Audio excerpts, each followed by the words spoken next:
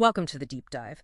Today, we're diving into a stack of sources looking at two very different approaches to international relations. Yes, specifically how countries engage with Gulf nations. Really interesting contrast here. Exactly. We've got material covering Donald Trump's, high-profile visits, the big announcements. Right, those massive potential deals. And then alongside that, sources detailing Canada's much, well, quieter path. A very different diplomatic route. What the sources really lay bare is this core difference in strategy.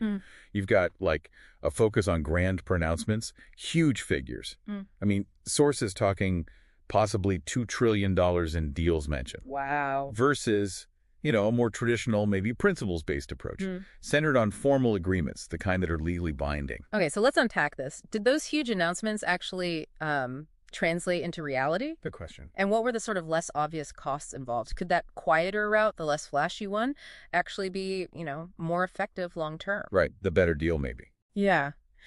We're exploring the promises, the scrutiny, and the surprising differences these sources seem to lay bare. So the sources, they paint the Trump administration's 2017 Riyadh summit as a very deliberate shift. Okay. Lots of ceremony, and really prioritizing a kind of business-first stance, maybe less emphasis on traditional human rights advocacy. And the big headline was that arms deal figure, wasn't it? Exactly. $110 billion announced right away, potentially $350 billion over 10 years, mostly framed as countering Iran.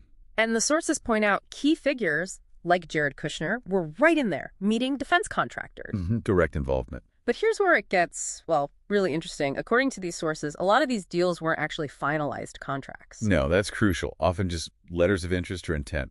That's what some analysts were saying pretty early on. Right. And the gap between that announced value and what actually, happened, it was significant. How significant are we talking? Well, sources suggest that by 2018, only about $14.5 billion of that first $110 billion had actually turned into purchases. Oof, that's quite a difference. Yeah. And the material frames this not just as a delay, but maybe a substantial failure to turn those intentions into, well, actual transactions, suggesting it might have been driven more by, say, political optics than economic reality. And the sources detail other costs, too, right? Like the human rights concerns. Absolutely. Critics, Representative Tulsi Gabbard has mentioned in the material, raised serious concerns about selling advanced weapons. Especially given actions described in Yemen. Precisely. Sources cite things like a U.S.-supplied bomb allegedly used in a school bus strike. Horrific incident, killed children. Yeah, that raises profound ethical questions, doesn't it? The sources describe it as a challenge the U.S. potentially seen as complicit. Right, by enabling those actions. Yeah. And despite Congress trying to block some sales, sources show Trump consistently used his veto power. Appearing to prioritize the deals. It seems that way, yeah.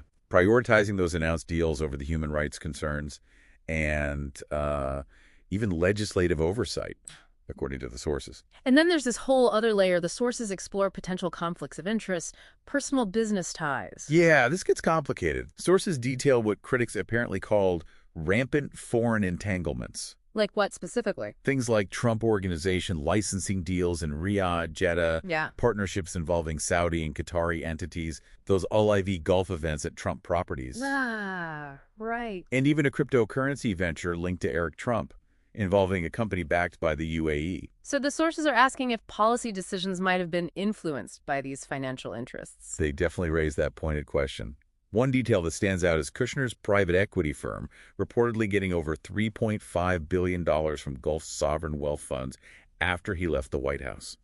And sources suggest even things like a potential jet gift from Qatar could fit into a pattern where foreign governments might have used business ties to potentially gain influence over U.S. policy. So based on these sources, success in that approach seemed maybe heavily weighted towards the big headlines, the personal connections. It seems that way, even if the deals didn't fully come through or, came with these other non-financial costs. Potentially blurring lines between public service and private gain, as some sources put it. Exactly. Now, in stark contrast, you have Canada. The sources present a significantly quieter principles-based strategy. How so? Rooted more in multilateralism, human rights, Canada focused on setting up formal, legally binding agreements. Trade deals? Yeah, things like CETA with the EU, CPTPP with Pacific nations, and negotiating a FIPA, that's a Foreign Investment Promotion and Protection Agreement with the UAE. The goal seems to be legal certainty, predictability for investors. Okay, a more traditional path. And sources show Canada's values got put to the test, didn't they, in August 2018? They certainly did. The material details how the Canadian Embassy and the Foreign Minister publicly voiced concerns about Saudi Arabia arresting women's rights activists. And the reaction. Severe and immediate, according to the sources.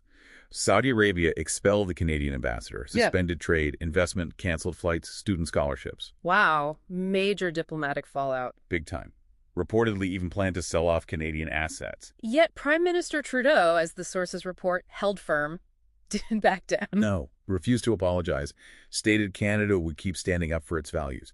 The material really highlights this as a direct counterpoint to that less moralizing, more money approach attributed by some to the Trump administration. And what was the U.S. response in all this, according to the sources? Largely silent, crucially.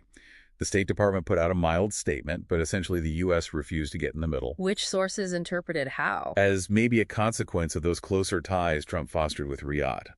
A prioritization of transactional interests over, traditional solidarity with an ally like Canada. Signaling that U.S. support might not always be there in those kinds of disputes. Potentially, yeah. But look at the aftermath described in the sources. 5 years pass. And in May 2023, Canada restores full diplomatic ties with Saudi Arabia.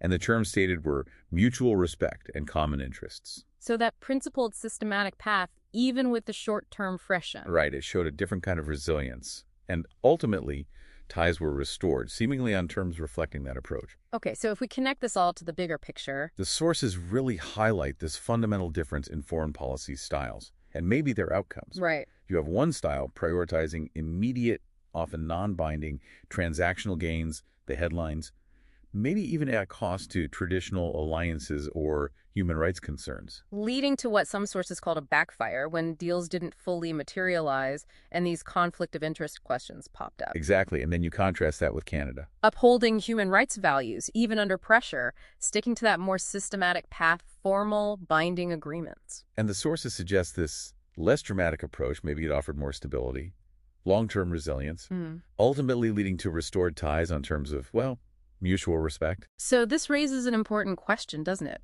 for you listening? Definitely. Based on these sources we've looked at, does global influence in the future hinge more on those flashy, personality-driven deals? Or does it depend more on adhering to stated principles, building stable, formal frameworks?